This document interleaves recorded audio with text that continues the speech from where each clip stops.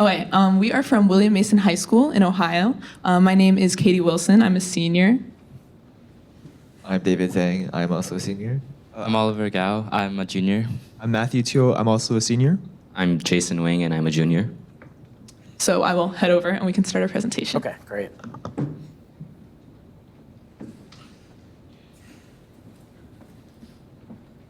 Yeah, go ahead. Hi. Good afternoon, everybody. We are team 16968, and we are here to present our solution paper pertaining to this year's problems surrounding around the growth of e-bike use in America.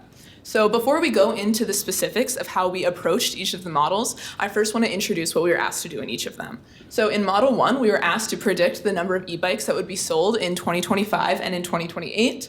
In Model 2, we were asked to look at some different reasons why an individual might want to switch to an e-bike and decide which of those were most significant to seeing the patterns we saw in Model 1.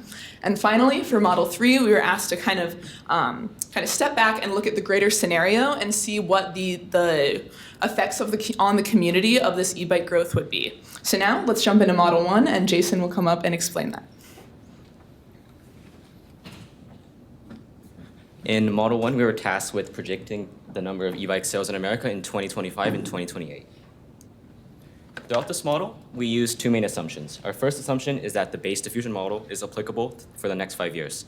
This model describes the rate at which new products are adopted into a population and has been used effectively to model the sales of products similar to e-bikes, so we assume that it would hold for e-bikes as well.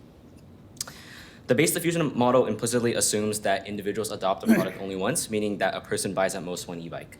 The model also assumes that the population of people who could possibly adopt the product is constant, in this case, 320 million, a reasonable average of the US population from 2012 to 2022, the years for which we chose to analyze the data. We also assumed that a cumulative 370,000 e-bikes had been sold by 2012. This value was obtained using data we found from previous years and interpolating for years in which we could not find data. Pictured here is the base diffusion model, where F of t represents the proportion of Americans who own an e-bike, and P and Q are two constants, known as the coefficients of innovation and imitation. F prime of t, defined as the rate of change of F of t, is equal to the product of O1 minus F of t, the proportion of Americans who do not own an e-bike, and P plus Q times F of t, the probability that a given individual switches to an e-bike at a given time t. This is a differential equation which can be solved analytically using the initial condition that in 2012, the proportion of Americans who owned an e-bike was 370,000 over 320 million, as dictated by our assumptions and denoted by F0 here.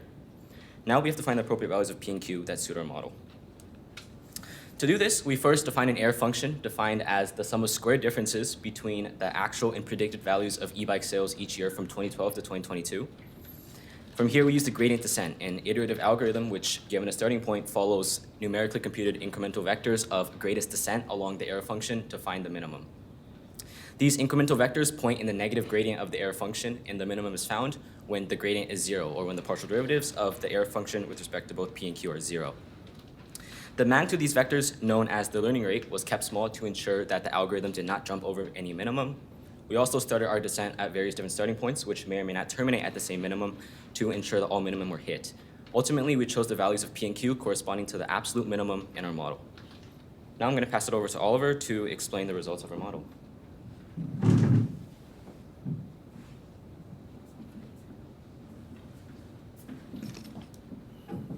So after 2 and 5 years, we found 1.556 and 2.808 million sales in their respective years. Looking beyond 2028, our model continues to grow exponentially before eventually capping out at market saturation, which is expected of our model. Now, to analyze the sensitivity of our model, we ran a randomized Monte Carlo simulation through Python. We varied P and Q each by 10% using normal distributions and simulated the resulting bike sales, repeating this 10,000 times to get the distribution of predictions, which, as you can see, varied between 10 and 15%. And these small variations indicate that our model is relatively insensitive to small changes. And lastly, to validate our model, we compared our results to past data. We assumed that American sales patterns would closely follow those of European countries, so we used a metadata regression in which data sets were normalized to populations of the countries and then aligned along a common stage of growth.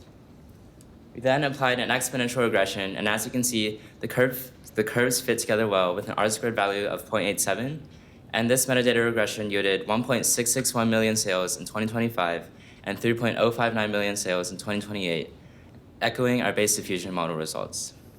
And now I'll hand it back to Katie to introduce Model 2.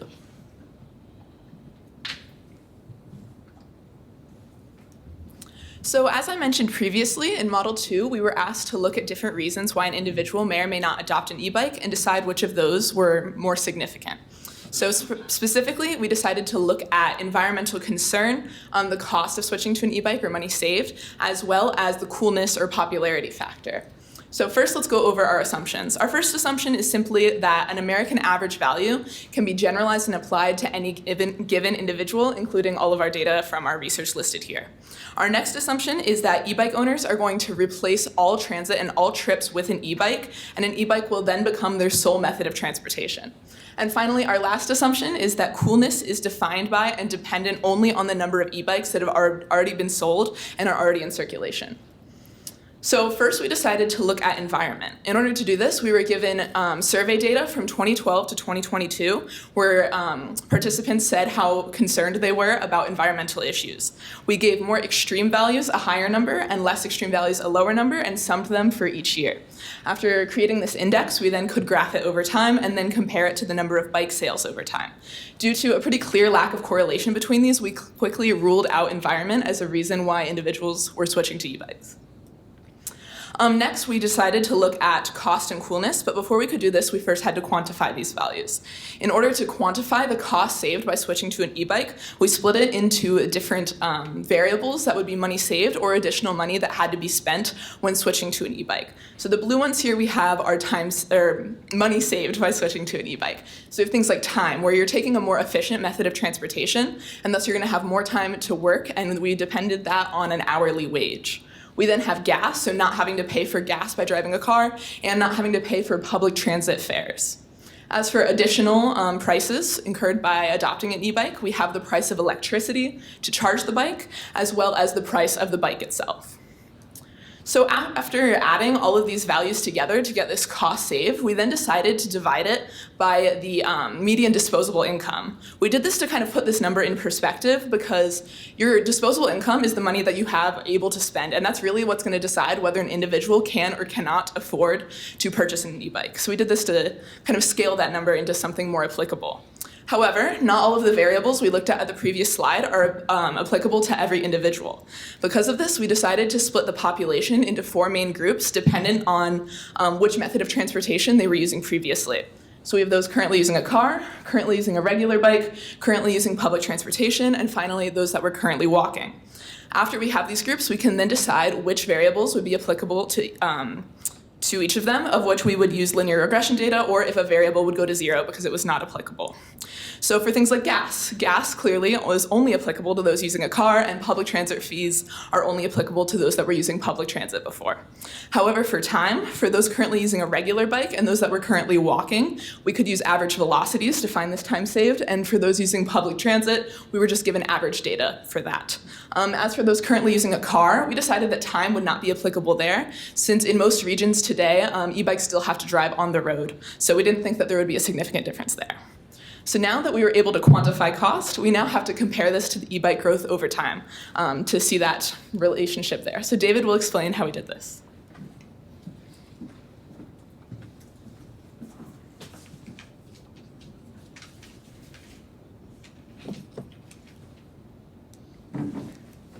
In order to actually analyze the impact of these 4 cost variables, as well as the coolness factor that we defined earlier, and their impacts on the resulting bike sales for a given year, we used a machine learning algorithm called the random forest model.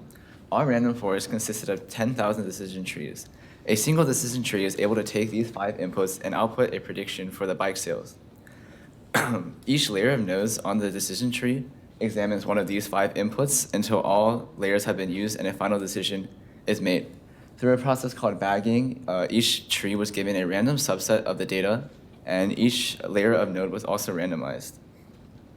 Once the thing was trained, we can give it new data, and then the entire forest could make a decision together through an ensembling process where each decision tree individually makes their own decision, and because they're all different, the average of all the trees is the decision for the entire forest.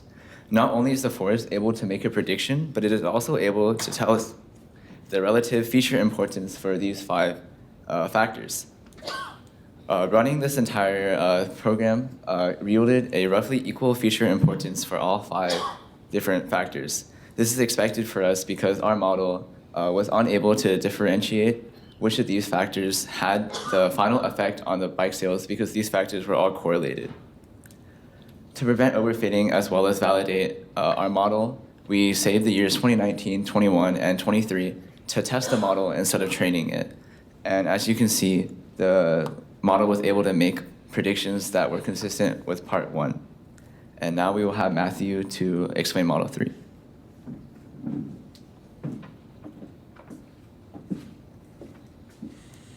So finally, for Model 3 off the chain, we were tasked to quantify the effect of switching to e-bikes on various factors. For our model, we decided to analyze the impact on health and wellness as well as the environment. Our first assumption is that e-bikes will have no significant impact on traffic congestion. This is because every automobile will be directly replaced by an e-bike on the road. We also assume that an individual riding an e-bike, regular bike, or taking public transportation will have no impact on carbon emissions. For this, we assume that the electricity used to power an e-bike will have no significant emissions, and also that public transportation will run regardless of if an individual rides it or not. We also assume that an individual will only use one form of transportation at once. This is mostly a simplifying assumption, but it also